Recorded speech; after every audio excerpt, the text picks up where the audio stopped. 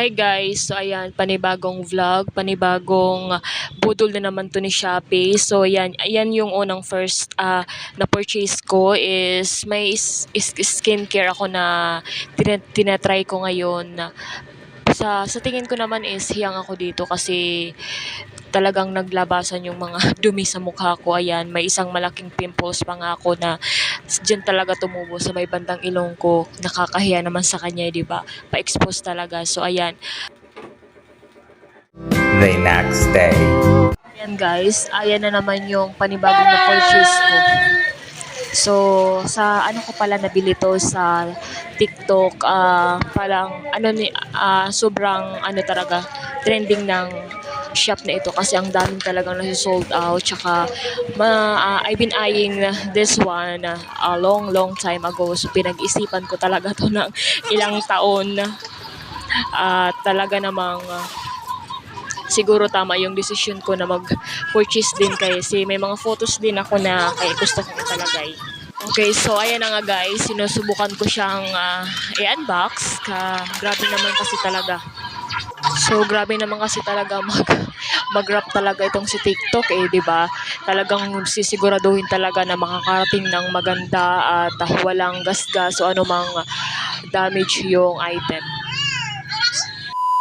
Yun na pala kailangan magbutas ng dito kasi may pandikit na talaga siya. So ang ganda, 'di ba? So ayan na guys. So ididikit mo lang talaga siya. Sobrang worth it talaga. Hintayin niyo guys. Pabudol na kayo. 8:01. Ito naman guys, yung pangatlong budol na naman ni Shopee. So nakita ko tong lucky bamboo plant nila which is naghahanap talaga ako ng mga indoor plant.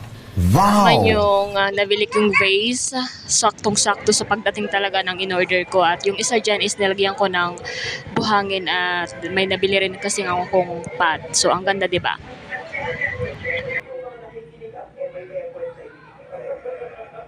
Tapos, ayun na nga guys, another budol na naman to. So, sobrang daming budol talaga ng mga yung video na to is puro talaga pang bubudol ng TikTok at ni Shopee. Kasi naman 'di ba, kakanood mo talaga ng mga live selling, kakanood mo ng mga videos, ka talaga, napapabudol ka rin Kasi pero worth it naman kasi yung mga pinamimili ko dito is para kasi naman talaga sa bahay namin at 'di ba, nag-umpisa na rin kasi ako maglagay ng mga dekorasyon, mga abubot sa bahay kasi ang boring naman kung walang 'di ba, walang mga Hindi totoo yan. Bola lang yan. Sira ulo. Tapos itong bag na ito ay sobrang napakamura talaga at ang ganda talaga niya. Hindi ko akalain na ganito siya kaganda sa personal kasi nga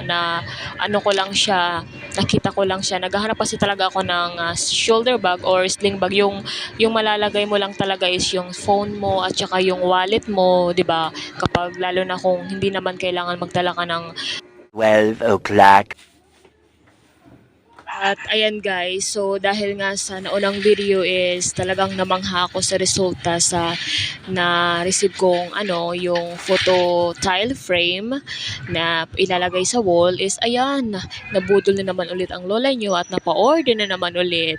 Ayan, so bali 6 na yung in-order ko dito kasi nga may mga pictures talaga ako na gusto ko talagang ipalagay dito kasi 'di ba, para masubukan na rin kung talagang maganda ang quality at yung maganda talaga siya pag inidikit mo na talaga sa wall. So, ayan, may 6 akong binili dyan at yung mga pictures na ipinalagay ko dyan is yung talagang latest photo namin talaga na kompleto talaga kami. Family pictures at yung mga magagandang kuha din ng magagandang kuhang litrato din yan yung mga ipinalagay ko dito kasi nga nabudol ako namangha talaga ako sa unang na-order ko at dahil dyan sa in-order kong una is may pa free mug, magic mug pala yung tawag dyan kasi libre pala yan guys kasi nung unang purchase ko is na may 15 voucher ako dyan. So, hindi naman nag-ano si TikTok. Sabi ng seller is,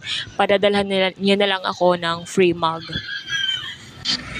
So, bali guys, mag-insert pala ako dyan ang litrato kung ano yung sinasabi kong free mug ni pa-magic mug ni seller.